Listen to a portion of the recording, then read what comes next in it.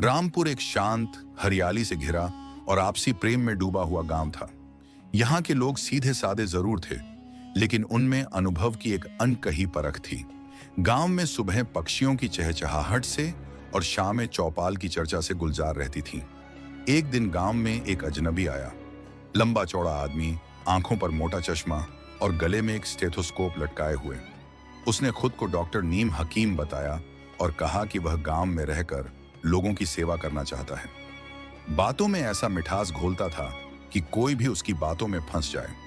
गांव के मुखिया ने सोचा कि चलो अच्छा है, अब गांव के लोग इलाज के लिए शहर नहीं भागेंगे। उसने डॉक्टर को गांव के कोने में एक पुराना खाली मकान दे दिया। नीम हकीम ने झटपट क्लिनिक खोल लिया। दीवारों पर फर्जी मेडिकल डिग्रियां टांग दी। किसी पर लिखा था लंदन मेडिकल यूनिवर्सिटी, किसी पर हेल्थ गुरु ऑफ इंडिया।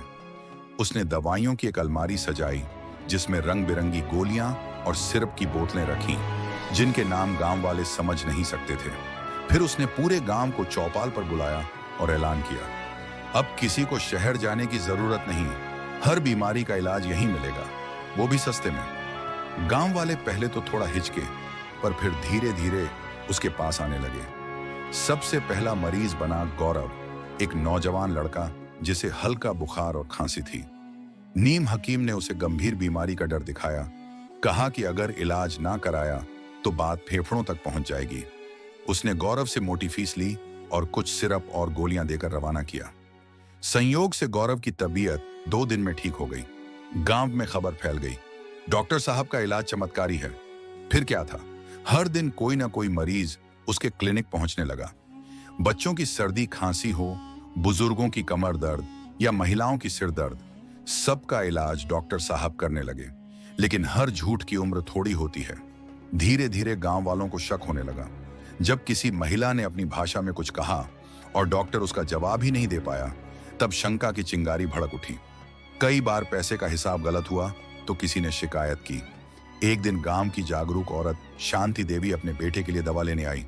जब नीम हकीम ने बिना जांच के ही दवा पकड़ाई और पैसे मांगे, तो शांति ने तीखे लहजे में कहा, हम गांव वाले सीधे हैं पर अंधे नहीं, अब ज्यादा चालाकी दिखाई तो पंचायत बुला लेंगे।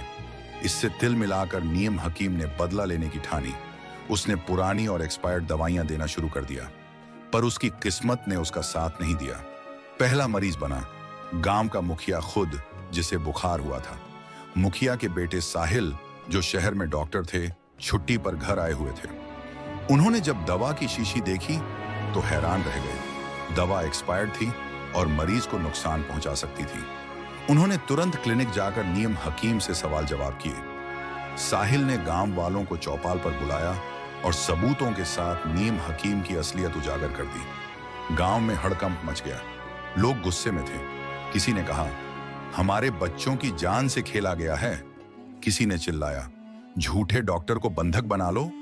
मुखिया ने फैसला सुनाया, या तो गांव छोड़ दो वरना पुलिस बुलाकर जेल भिजवाएंगे। डर से कांपते हुए नीम हकीम ने चुपचाप अपना बोरिया बिस्तर बांधा और उस रात अंधेरे में गांव से निकल गया। सुबह जब गांव वाले उठे तो देखा क्लिनिक खाली था। कोई आदमी दूर दौड़ता हुआ दिखा। बच्चे चिल्लाए, अरे डॉक्टर साहब, खांसी जुकाम की दवा तो लेते जाओ। सब ठहाका मारकर हंस पड़े। सीख, दुनिया में भले लोग बहुत हैं, पर किसी की सरलता को मूर्खता समझना सबसे बड़ी मूर्खता होती है। छल कपट कभी टिकता नहीं और सच्चाई की जीत हमेशा होती है। जहां लोगों में एकता और समझदारी हो, वहां कोई भी धोखेबाज ज्यादा दिन तक टिक नहीं सकता।